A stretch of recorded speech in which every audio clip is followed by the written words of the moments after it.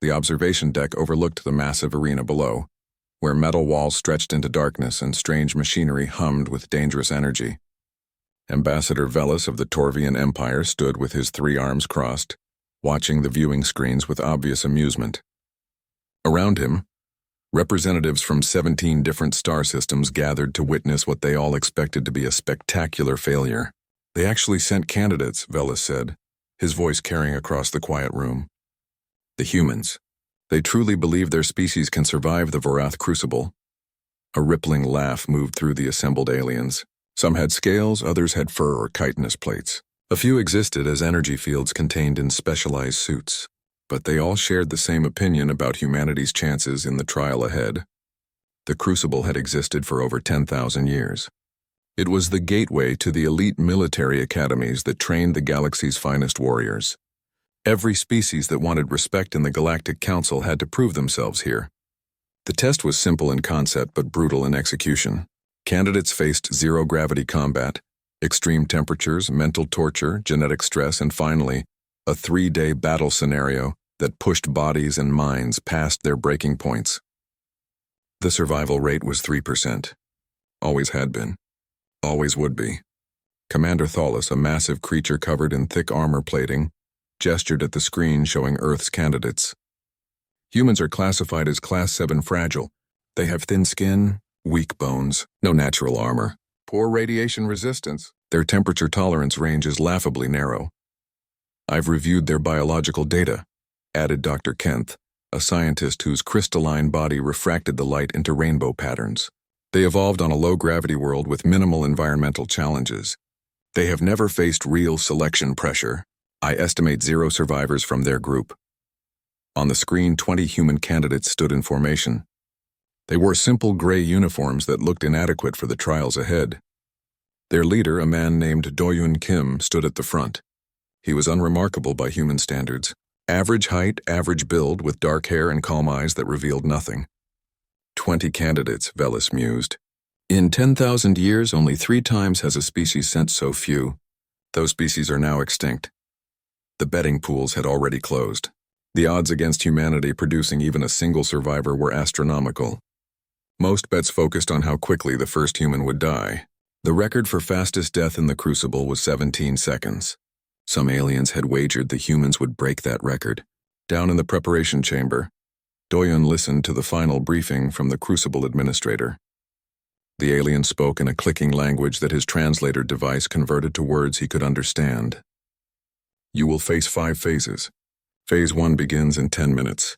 It is a zero-gravity combat arena. You will encounter obstacles, extreme temperatures, and hunter drones programmed to incapacitate. Death is possible. Injury is likely. If you wish to withdraw, you may do so now with no dishonor. Doyun glanced at his team. Lieutenant Nari Choi stood to his right, her expression focused. Sergeant Jiho Park was checking his gear one last time. Specialist Yun Li looked nervous but determined. Private Mina Song caught his eye and gave a slight nod. Corporal Junho Han cracked his knuckles quietly. We're ready, Doyun said simply. The administrator's eyes widened slightly. In his 300 years of running the Crucible, he had learned to read the subtle signs of fear in thousands of species. These humans showed none. That was unusual. Most candidates, even the brave ones, showed some biological stress response.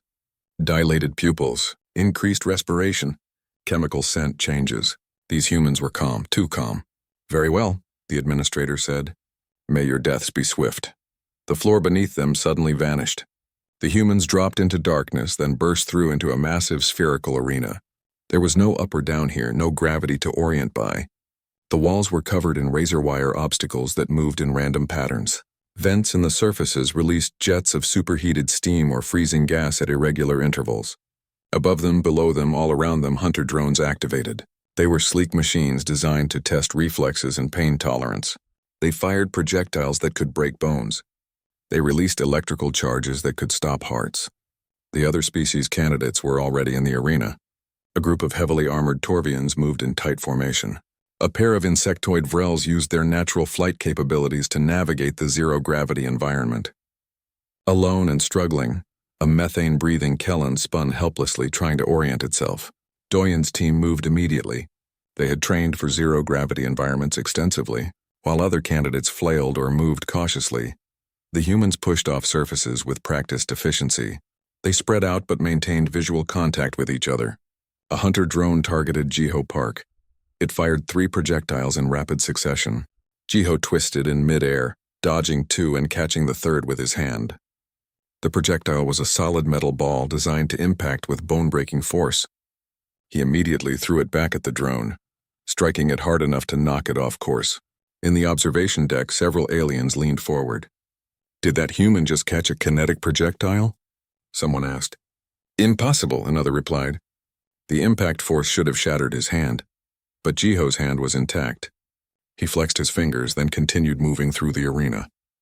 The projectile had hurt, certainly. A deep bruise was already forming. But his bones held. Nari Choi was solving a different problem. She had identified the pattern in the moving razor wire obstacles. While other candidates avoided them entirely, she was calculating safe paths through them. She called out instructions to her team, and the humans began using the obstacles as weapons. When a Torvian candidate got too close, Hyun Lee grabbed a wire and redirected it, forcing the larger alien to waste energy dodging. The temperature shifts were causing problems for everyone. When the vents released superheated steam, most candidates scrambled away. The humans endured it. Their skin turned red and they sweated heavily, but they remained functional. When freezing gas filled sections of the arena, other species became sluggish or went into hibernation reflexes. The humans simply clustered together, sharing body heat while maintaining defensive positions. Mina Song took a direct hit from a hunter drone. The electrical charge was designed to incapacitate through nervous system overload. She convulsed, went unconscious, and began drifting. Unyo Han immediately pushed off toward her, catching her before she collided with the razor wire. He checked her pulse, found it strong, and secured her to his equipment harness. 3 minutes later, Mina regained consciousness. She was groggy but functional. "Thanks," she muttered, then rejoined the fight. In the observation deck, the mood had changed. The casual amusement was gone. The aliens were watching in silence now, reviewing their instruments repeatedly as if the readings must be wrong. "They should be dead," Dr. Kent said quietly. "That electrical charge stops the heart in 80% of species." The human recovered in 3 minutes and returned to combat effectiveness. "Look at the temperature data," another observer added. "They've endured heat that would cook most species' internal organs. They've survived cold that would freeze cellular structures. How? Phase 1 was designed to last 6 hours. Most species lost 40% of their candidates in this phase. The weak died quickly. The strong survived but accumulated injuries that would compound in later phases. When the 6 hours ended, all 20 humans were still alive. They were bruised, burned, and exhausted, but functional. Around the arena, only 38 candidates from other species remained out of the 80 who had started. The humans had a 100% survival rate in Phase 1. That had never happened before in the Crucible's entire history. Doyen gathered his team in the recovery chamber. They had 10 hours before Phase 2 began. He looked at each of them carefully. "Everyone okay?" he asked. "Jiho has a fractured rib," Nari reported. "Mina has minor burns. Hyun is showing signs of exhaustion. Everyone else has bruises and minor injuries. Nothing critical." "Good," Doyen said. "Get food, get rest. Phase 2 is psychological warfare. Stay sharp." Across the facility, emergency meetings were being called. The Crucible administrators were reviewing every sensor, checking for cheating. They found nothing. The humans were simply more durable than their classification suggested. In the observation deck, Ambassador Velas stared at the screen showing the human recovery chamber. The candidates were eating, joking with each other, and treating their injuries with casual efficiency. "This changes nothing," he said, but his voice lacked conviction. "Phase 2 will break them. Humans cannot possibly have mental fortitude to match their unexpected physical resilience."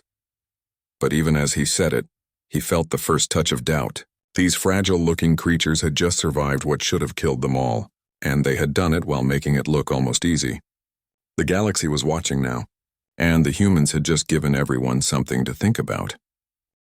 The medical bay filled with automated scanners humming as they examined the human candidates. Dr. Kent had insisted on a full biological workup. Something was wrong with the data. It had to be wrong. "Run it again," he told his assistant. The assistant, A young Vrelian with compound eyes that could see in 17 different spectrums manipulated the controls nervously. Sir, I have run the scans 4 times. The results are consistent. Kent studied the holographic display showing Jiho Park's skeletal structure. The human had caught a projectile that should have shattered every bone in his hand. The scans showed microfractures, yes, but the overall structure remained intact. More disturbing was what the scans revealed about bone density and composition. This makes no sense, Kent muttered. Their bones are not reinforced with metal alloys. No carbon fiber structures. No crystalline lattices. They are just calcium and organic compounds. Primitive materials. They should break easily. Perhaps the classification was incorrect. His assistant suggested. Perhaps, Kent agreed, but he did not sound convinced. The truth was more complicated than either of them realized. Human bones were not special because of exotic materials. They were special because of how they broke and healed. Where other species had evolved for maximum strength, humans had evolved for endurance. Their bones could flex slightly before breaking. They could sustain damage and continue functioning. And when they did break, they healed stronger than before. Humans were not built to never break. They were built to keep going anyway. In the recovery chamber, Doyen watched Jiho wrap his ribs. The sergeant moved carefully but showed no signs of quitting. How bad is it? Doyen asked. Fractured, not broken, Jiho replied. I can still function. Just need to avoid direct impacts to the right side. Nari handed him a stimulant pack from their medical supplies. Take this before Phase 2 starts. It will help with the pain. Save it, Jiho said. We do not know what is coming. Someone might need it more. This was standard procedure in human military units. Resources were managed carefully. Pain was temporary. The mission mattered more. Across the facility, the Crucible administrators gathered for an emergency meeting. The head administrator, an ancient being named Orthus who had overseen the trial for 7 centuries, reviewed the footage from Phase 1. They used the obstacles as weapons, he noted. They turned our environmental hazards into tactical advantages. They cooperated in ways we have never seen. Most species fight for individual survival in the Crucible, another administrator added. They view other candidates as competition. The humans treated it as a team exercise. Is that against the rules? Someone asked. Orthus checked the official regulations. No. The rules state that candidates may not directly harm each other outside of designated combat scenarios. Cooperation is not forbidden. It has simply never been effective before. Why not? Because most species cannot coordinate effectively under stress. Survival instincts override social bonds. Each individual prioritizes their own life over the group. But not humans? Orthus looked at the screen showing the human recovery chamber. The 20 candidates were organized into a rotation. Some slept while others stood watch. They shared food equally. They checked each other's injuries. Their social bonds appeared to strengthen under stress rather than weaken. Not humans, Orthus confirmed quietly. 10 hours passed quickly. The candidates were moved to Phase 2 chambers. These were isolation cells, each one designed to be psychologically devastating. The walls could display images. The air could carry scent compounds. Sound could be manipulated to create auditory hallucinations. The purpose was simple: break the candidate's mind, force them to confront their deepest fears, push them into psychological collapse. Historical survival rate for Phase 2 was 60% of whoever made it through Phase 1. Many candidates who survived physically could not survive mentally.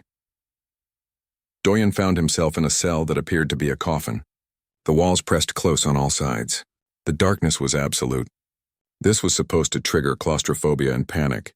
He controlled his breathing. In through the nose, out through the mouth. He had been in tight spaces before. During training, they had buried him alive for 12 hours. This was unpleasant, but it was not new. After what felt like hours, the walls vanished and he stood in a simulation of Earth. But it was Earth dying. Cities burned. The sky was full of alien warships. He watched as beams of energy struck the planet's surface, killing millions instantly. The simulation was designed to trigger despair and helplessness, to make him feel that his struggle in the Crucible was meaningless because his home was already lost. Doyen studied the simulation carefully. The details were wrong. The warships did not match any known design. The city layout was not accurate to any real location on Earth. This was not a vision of the future. It was a constructed scenario designed to manipulate emotions. Not bad, he said aloud. But you should have done more research on Earth's actual geography. The simulation flickered, as if surprised by his response. In another cell, Minasong was experiencing a different torture. She was drowning, or at least her mind believed she was drowning. Water filled her lungs. She could not breathe. Panic flooded her system. But then her training kicked in. This was not real water. Real drowning felt different. She had nearly drowned during water survival training. She knew what it actually felt like. This was a hallucination. She forced herself to remain still, to let the sensation wash over her without fighting it. After several minutes, the illusion collapsed. The water vanished. That was creative, she said to the empty cell. Try harder. In the observation deck, the administrators watched in growing confusion. The humans were recognizing the illusions too quickly. They were supposed to be immersed in fear, unable to separate reality from simulation. Run a diagnostic on the psychological warfare systems, Orthus commanded. Something must be malfunctioning. The diagnostics came back normal. The systems were working perfectly. The humans were simply resistant. Nari Choi faced a simulation of her team dying one by one while she was forced to choose who lived and who died.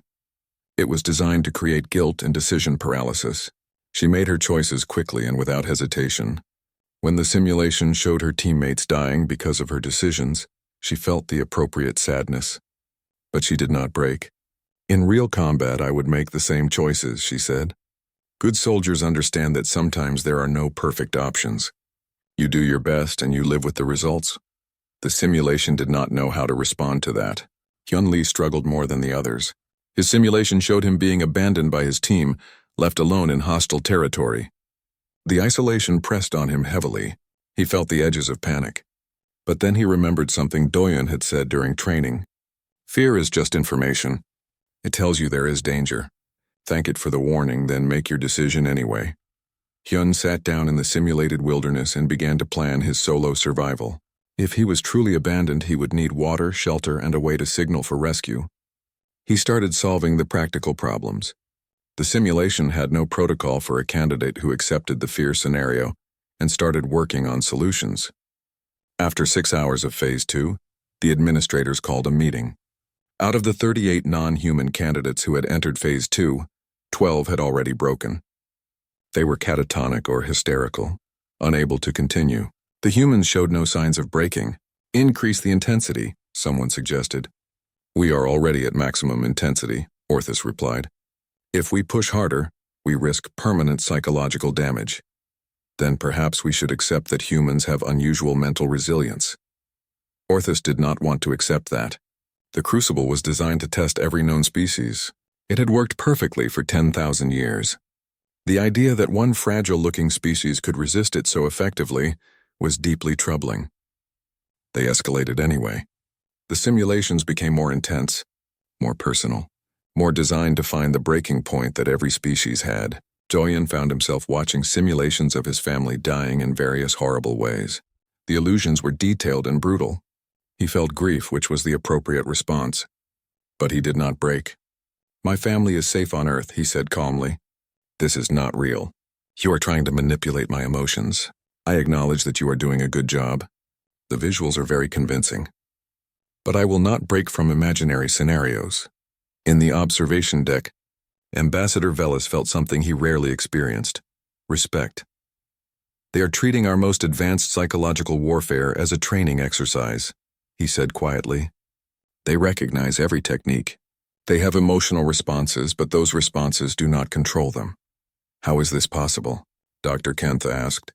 I have a theory, Velas replied.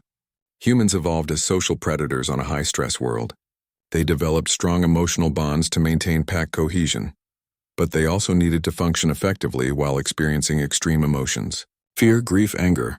These emotions inform their decisions but do not override their reasoning. That should not be possible, and yet we are watching it happen. Phase 2 lasted 18 hours total.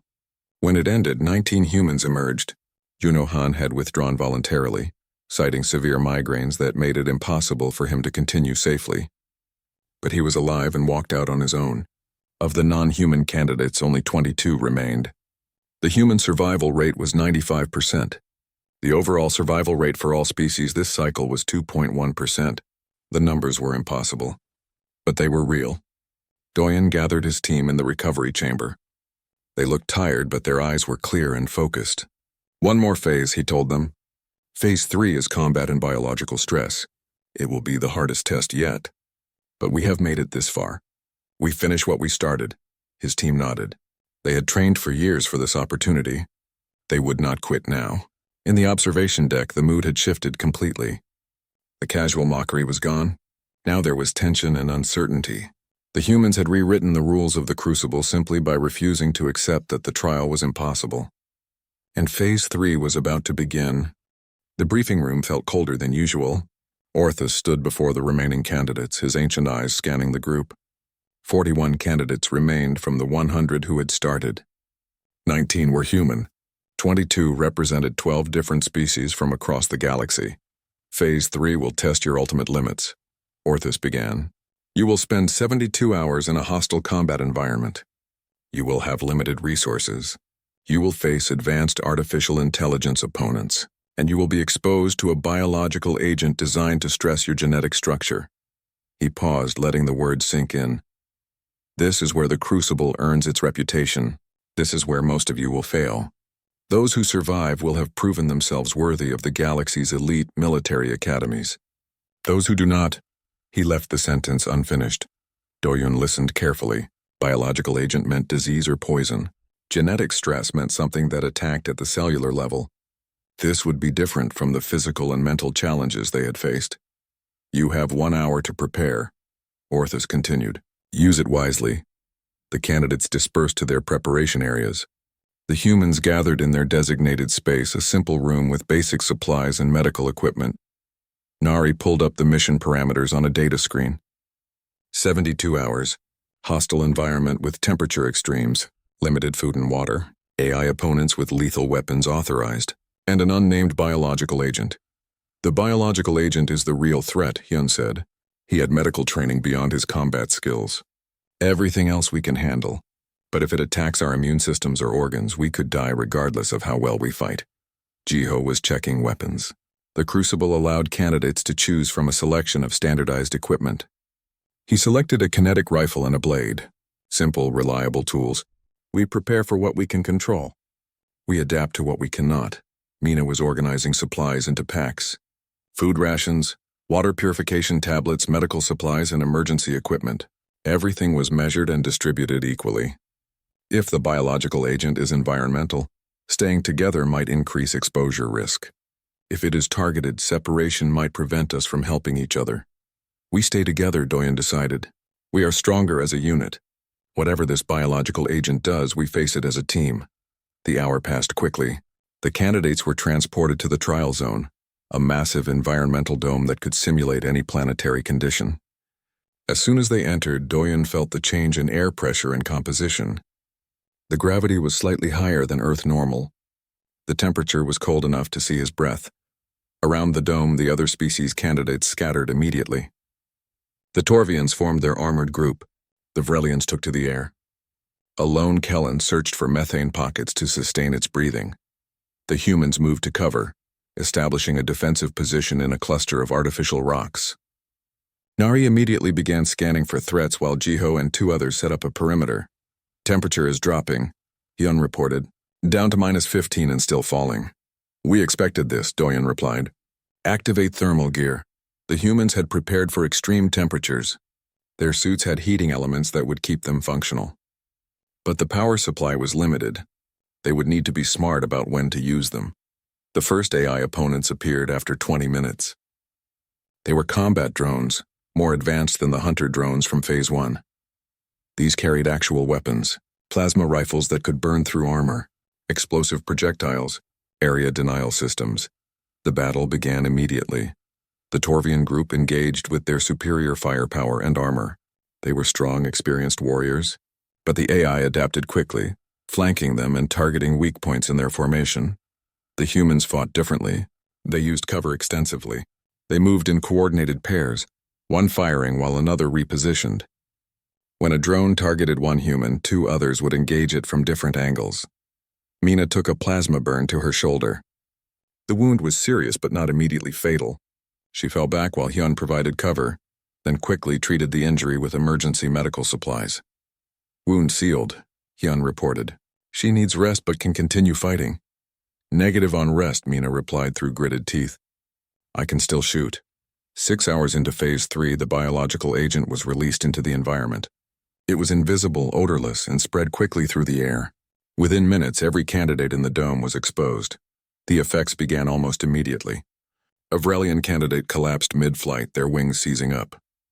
2 Torvians fell to their knees, their armored bodies convulsing. Across the dome, candidates began dying.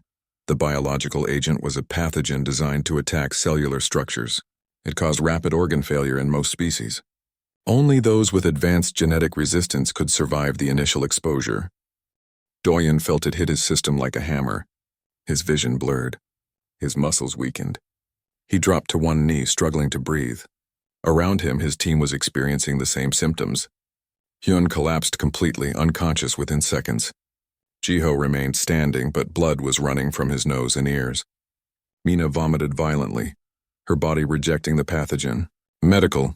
Supplies, Nari gasped. She was crawling toward their equipment packs, even as her own body was shutting down. We need antibiotics, antivirals, and something. But she did not know what they were fighting. The pathogen was unknown.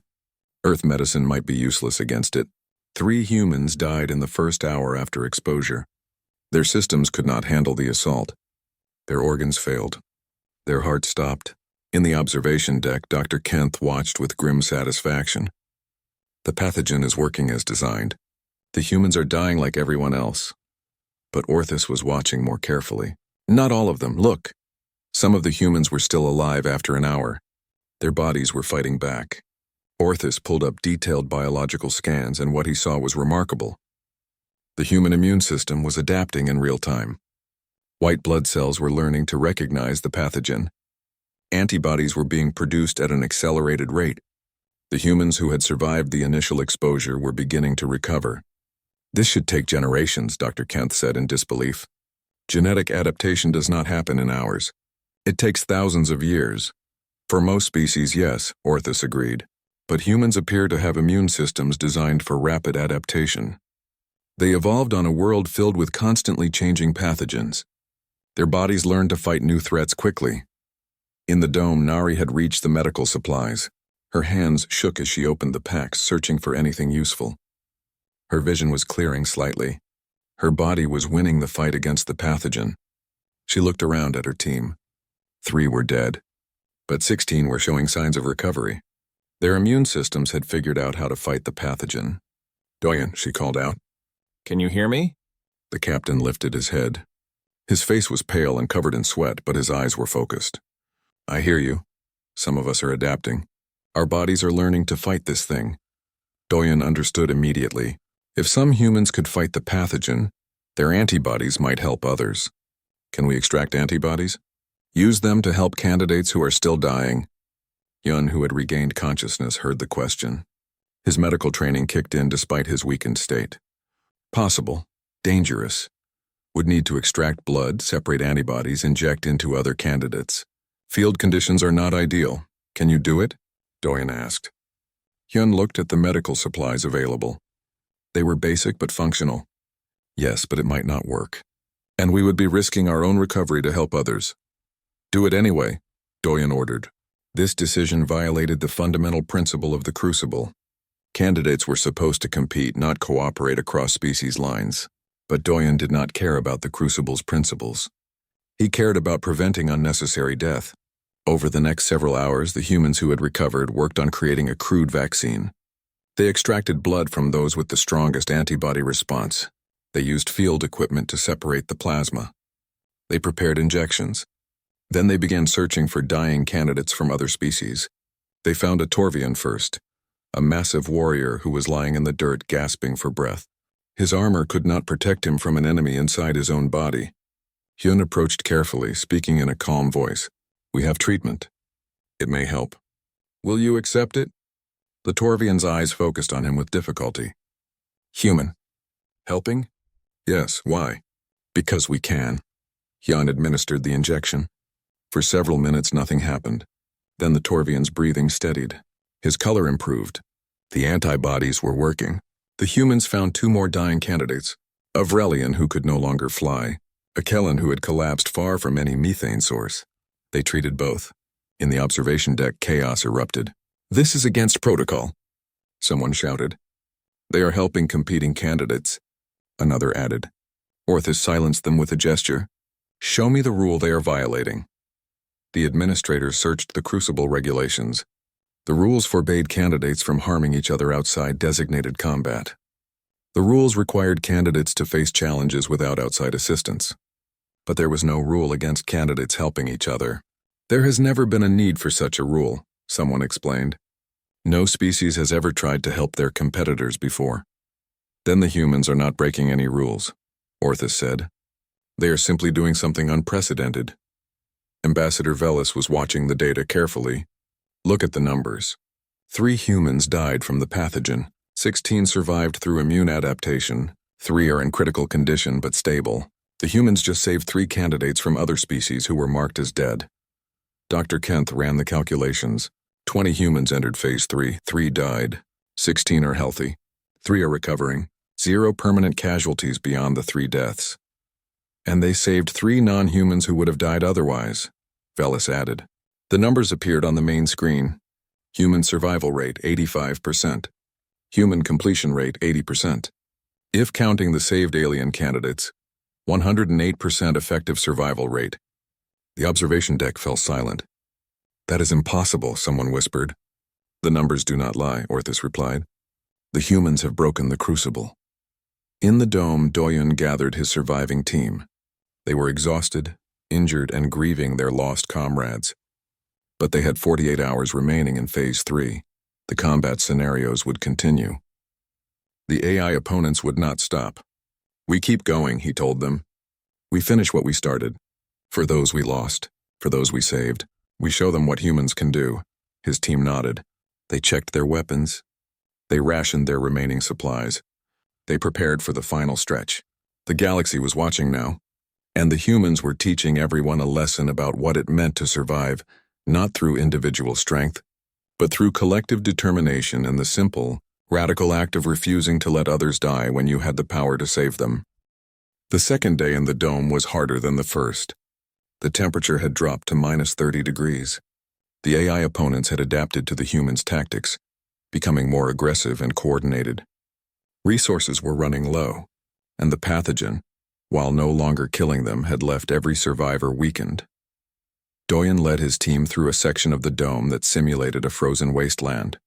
Ice covered everything. The wind carried particles that stung exposed skin. Their thermal gear was running on backup power. "We need to find shelter," Nari said. "The cold is draining our energy faster than we can recover." Jiho spotted a formation of rocks that could provide some protection from the wind. "There. We can establish a defensive position and rest for a few hours." They moved toward the shelter, staying low and watching for AI opponents. The combat drones had been relentless. Every time the humans stopped to rest, the drones attacked. It was a strategy designed to prevent recovery, to grind down even the strongest candidates through exhaustion. As they reached the rocks, Mina suddenly held up her hand. "Contact." 3 drones approaching from the north.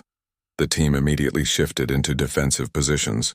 They had learned to coordinate without verbal commands, using hand signals and small movements.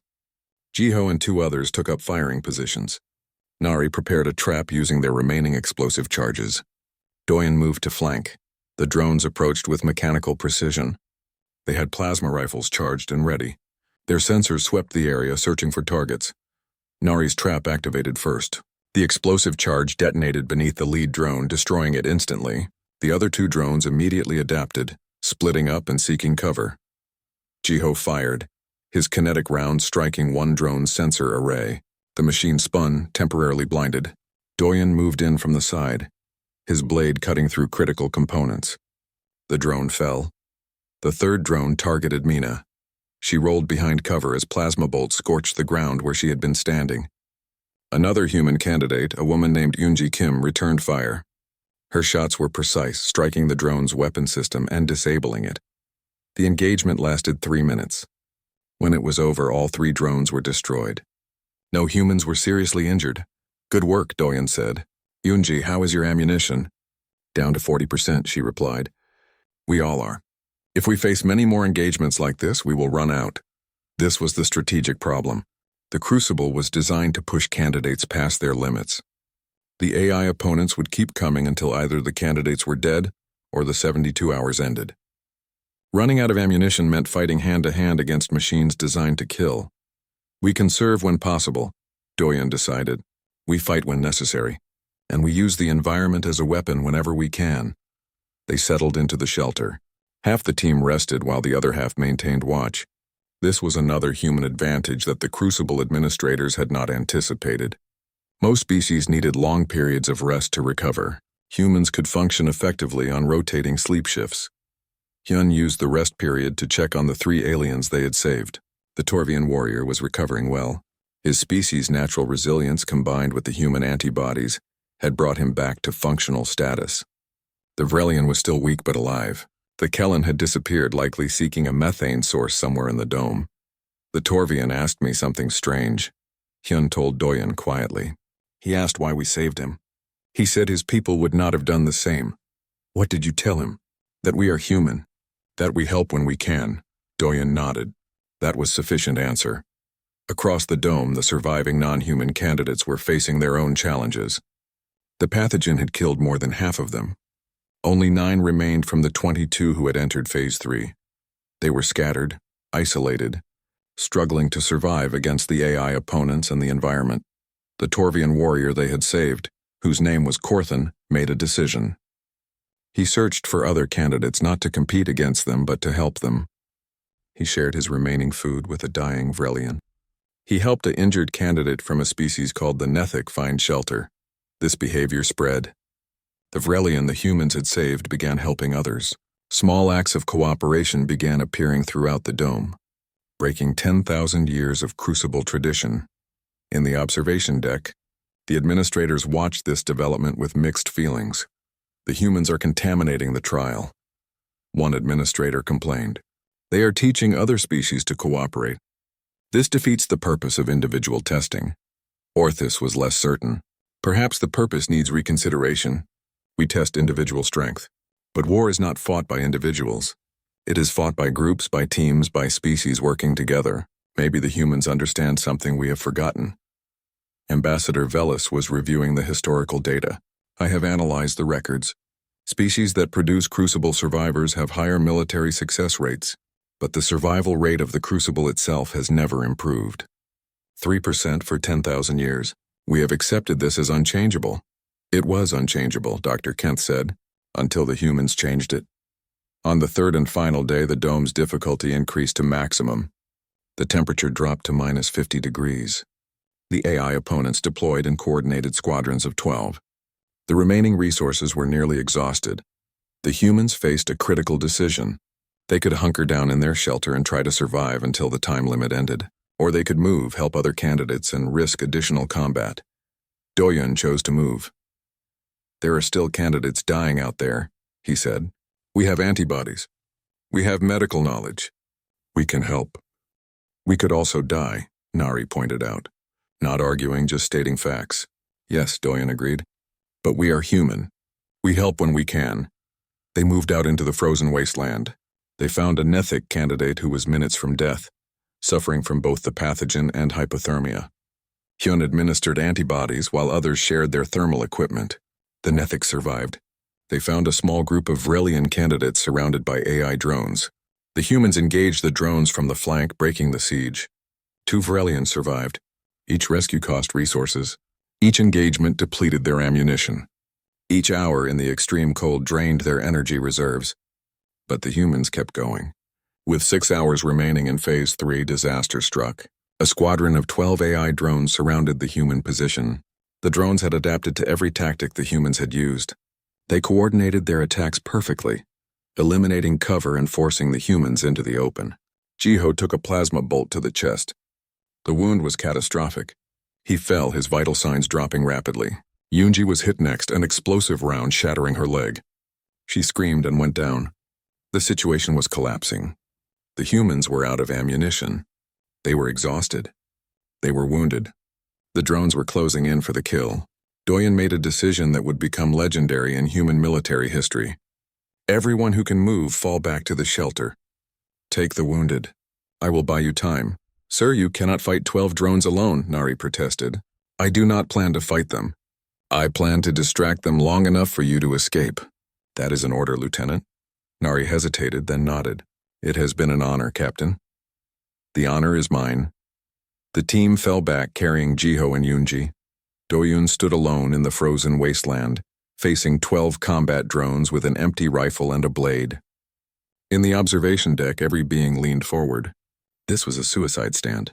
1 human against 12 advanced AI opponents. It should be over in seconds. Doyen charged. He did not try to win. He tried to survive as long as possible. He used every technique he had learned in 30 years of military service. He dodged, rolled, used terrain, created distractions. When a drone targeted him with plasma, he was already moving. When explosive rounds landed, he was somewhere else. He could not defeat the drones, but he could make them chase him. He could buy his team 90 seconds of escape time. Those 90 seconds felt like hours. A plasma bolt grazed his arm, burning through flesh. An explosive round detonated nearby, throwing him against rocks. His ribs cracked. His vision blurred. But he kept moving. Finally, a drone's targeting system locked on perfectly. There was no dodge, no cover, no escape. The plasma rifle charged. Then Korthan, the Torvian warrior the humans had saved, slammed into the drone from the side. His massive armored body crushed the machine. Other candidates appeared. The Vrelians. The Nethic. The aliens that the humans had rescued. They attacked the remaining drones with whatever weapons they had. You helped us, Korthan said simply. Now we help you. Together, the mixed group of candidates destroyed the remaining drones. When the battle ended, Doyen was barely conscious. His injuries were severe, but he was alive. The final hours of Phase 3 passed quietly. The candidates, human and alien alike, sheltered together. They shared resources. They treated each other's wounds. They survived together. When the 72 hours ended and the dome's challenge systems powered down, the numbers told a story that would change the galaxy. 20 humans had entered Phase 3. 3 died from the pathogen. 1 died from combat injuries sustained while protecting others. 16 survived, but the humans had also saved 6 alien candidates who would have died otherwise, and those aliens had saved 3 humans in return. The traditional survival rate calculation no longer made sense. The trial was supposed to be about individual survival, but the humans had turned it into a group exercise. Orthus stood before the survivors in the recovery chamber. Human and alien candidates stood together, many leaning on each other for support. The Crucible has existed for 10,000 years, he said quietly. Its purpose was to identify the strongest individuals. But perhaps we have been testing the wrong thing. Perhaps true strength is not surviving alone. Perhaps it is ensuring others survive with you. He looked at Doyen, who was heavily bandaged but standing. Captain Kim, your species entered this trial with a 3% chance of producing any survivors.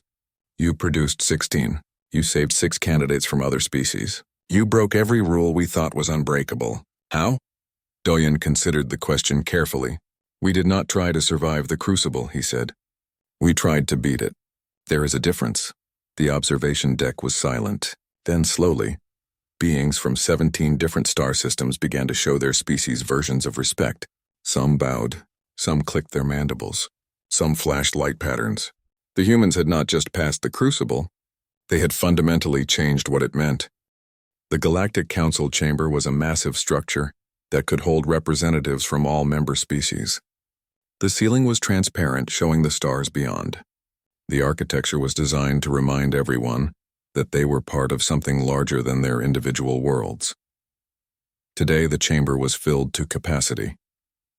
Word of what had happened at the Crucible had spread across 17 star systems. Everyone wanted to see the humans who had achieved the impossible. Doyen stood at the center of the chamber, still wearing bandages from his injuries. Nari stood beside him along with Hyun and Mina. The other surviving human candidates were arranged behind them. They wore simple military uniforms, nothing fancy or decorative. They looked exactly like what they were, soldiers who had completed a difficult assignment. The council members sat in a circular arrangement around them. Each species had their designated section, marked by symbols and colors. The Torvian Empire, the Vrelian Collective, the Kellen Harmony, and dozens more. High Chancellor Vross, a being composed of crystalline structures that resonated with harmonic frequencies, called the session to order. "We are here to address the matter of Earth's candidacy for Galactic Council membership," Vross announced. His voice was translated into every language simultaneously. "Specifically, we must discuss the results of the Vorath Crucible trial." Ambassador Velis stood. "The Crucible has maintained a 3% survival rate for 10,000 years. This rate is consistent across all species, all time periods, all variations of the trial. It is a universal constant."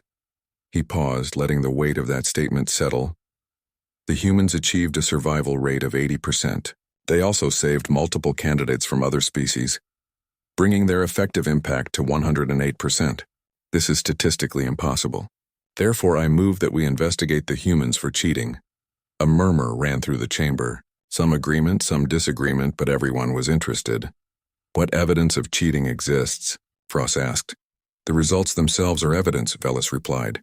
"No species achieves these numbers without technological enhancement, genetic modification, or external assistance." Dr. Kent projected medical scans onto the chamber's displays. "We performed extensive biological analysis of the human candidates. They have no cybernetic enhancements, no genetic modifications beyond their natural evolution, no performance-enhancing drugs in their systems. They are biologically standard for their species."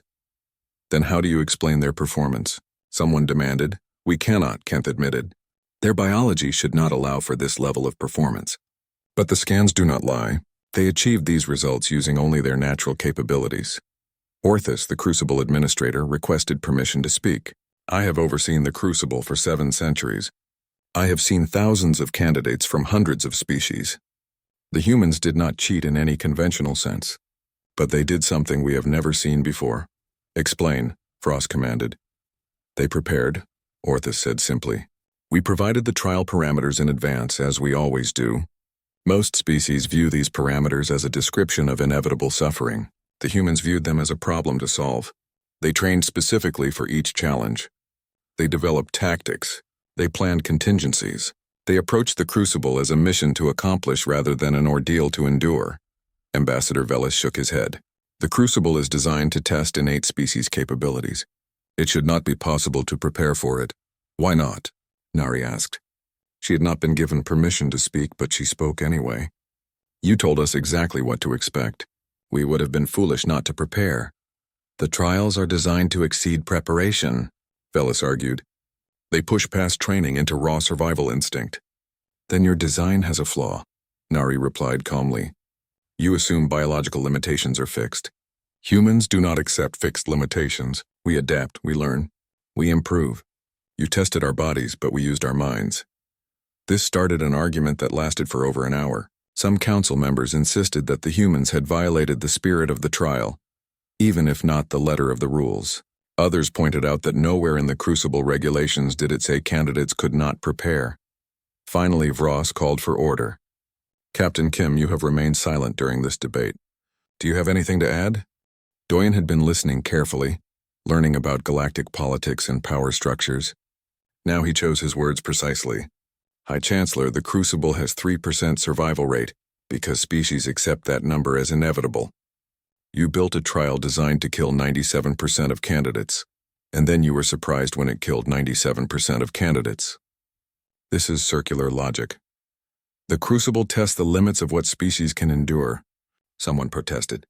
"No," Doyen said. "It tests the limits of what species believe they can endure. There is a difference. We did not believe your limits applied to us, so they did not." Mina stepped forward, her arm still in a healing cast. "Also, can I just say something? Humans have been doing this kind of thing to ourselves for fun for thousands of years. We call them obstacle courses, survival challenges, endurance races. Rich people on Earth pay money to do stuff that is worse than your Crucible. We have television shows where people compete to survive in hostile environments." The chamber fell silent. This was new information. "You do this voluntarily?" Dr. Kent asked in disbelief. "For entertainment?" "For training. For testing ourselves. For bragging rights," Mina confirmed. Your crucible was longer than our standard programs, but it was not more creative. Our military instructors would have been disappointed by the lack of unexpected challenges. A council member from the Nethic Consortium stood. I must speak. One of my people was saved by the humans during the trial. He would have died without their intervention. They risked their own survival to help a member of a species they had never met. This is not normal behavior. Corthan, the Torvian warrior, was present in the chamber as an observer. He had been invited because of his role in saving Doyen's life. He stood now, his massive form imposing. The humans saved my life when I was dying from the pathogen. They gained nothing from this action. In fact, they risked their own resources and time. When I asked why, they said it was because they could help. This is a concept my people struggle to understand. We respect strength. We honor individual achievement. But the humans showed me something different. They showed me that true strength includes making others stronger. This statement started another debate. The philosophical implications were profound. For 10,000 years, the Crucible had reinforced a specific value system: individual strength above all. The humans had challenged that system and won. Frost let the debate continue for some time, then called for final statements. The question before us is simple, he said. Did the humans violate the rules of the Crucible? The answer is no. They did not. Every action they took was within the established parameters. Therefore, they have passed the trial and earned their right to council membership. But what about the spirit of the trial? Velis demanded. The spirit of the trial, Frost said carefully, was to test whether a species could survive extreme challenges. The humans not only survived, but helped others survive. If anything, they exceeded the spirit of the trial. A vote was called. The motion to grant Earth conditional council membership passed by a significant margin. Not unanimous, but enough. After the official proceedings, a reporter from the Galactic News Network approached Doyen for an interview. The reporter was a Vrelian with iridescent wings and multifaceted eyes. Captain Kim, the Vorath Crucible is considered the most difficult trial in the known galaxy. Candidates train their entire lives for it. Most fail. How does it feel to have passed it? Doyen considered the question. He thought about the 3 teammates they had lost, about the injuries they had sustained, about the 72 hours of continuous stress and danger. It was adequate basic training, he said finally. A bit longer than our standard programs, but less creative. Our instructors would have included more variety in the challenges. The reporter's antennae quivered. Are you saying the Crucible was easy for humans? I am saying it was a test we could prepare for. You gave us the parameters in advance. We trained specifically for those parameters. Any competent military force would do the same. But the survival rate was low because species accepted it would be low. We did not accept that. We prepared better. We cooperated more effectively. We refused to believe that 97% of us would die. So we did not die. One final question, Captain. What would you say to species who are now questioning whether the Crucible is truly as difficult as its reputation suggests? Doyen smiled slightly. It was the first time he had smiled since the trial ended. I would say that difficulty is relative. The Crucible is designed to test individuals at their breaking point, but humans do not break the same way as other species. We bend, we adapt, we find solutions. What breaks others makes us more determined. He paused, then added, also, our instructors would have been disappointed by the lack of mud. Proper training should always include mud. The interview went viral across the galactic network. Within hours, it had been viewed billions of times. The image of Doyen, bandaged and exhausted but utterly calm, saying the legendary Crucible was adequate, became iconic. Military academies across the galaxy began emergency reviews of their training programs. If humans considered the Crucible to be basic training, what did that say about everyone else's standards? Several species quietly requested training assistance from Earth. They wanted to learn these human methods of preparation and adaptation. The Crucible itself was officially retired 3 months later. The stated reason was program modernization. The real reason was that once the humans had proven it could be beaten, the mystique was gone. Other species began training differently, cooperating more, refusing to accept the 3% survival rate as inevitable. Within a year, the survival rate of the Crucible's replacement program increased to 20%. Within 5 years, it was 40%. The humans had not just passed the trial, They had fundamentally changed how the galaxy thought about challenges and limitations. Doyen and his team returned to Earth as heroes. They had proven that humanity belonged among the stars. But when asked about their achievement, they were uniformly modest. "We just did our jobs," Doyen told the crowds that greeted them. "We trained. We prepared. We executed the mission. This is what humans do." Nari was more direct when reporters asked her about breaking the Crucible's survival rate. "We did not break anything," she said. "We just refused to accept that 97% casualties was inevitable. That is not breaking a system. That is recognizing the system was poorly designed." Years later, when the Galactic Council published its official history of human integration, they would struggle to explain what had happened. How had one species, classified as fragile and primitive, shattered records that had stood for 10,000 years? The answer, they eventually concluded, was simple but profound. Humans did not see the universe as a set of fixed limitations to accept. They saw it as a set of problems to solve. The Crucible had a 3% survival rate because everyone believed it had to have a 3% survival rate. The humans looked at that number, said, "That is unacceptable," and then proceeded to prove it did not have to be that way. They did not have superior technology. They did not have enhanced biology. They did not have secret advantages. They just had a fundamental, stubborn, species-wide refusal to accept that anything was truly impossible. And that, the galaxy would learn, was the most dangerous human characteristic of all. Not their resilience, not their adaptability, not their capacity for cooperation. Their absolute conviction that limitations were just challenges that had not been solved yet. The humans had arrived, and the galaxy would never be the same.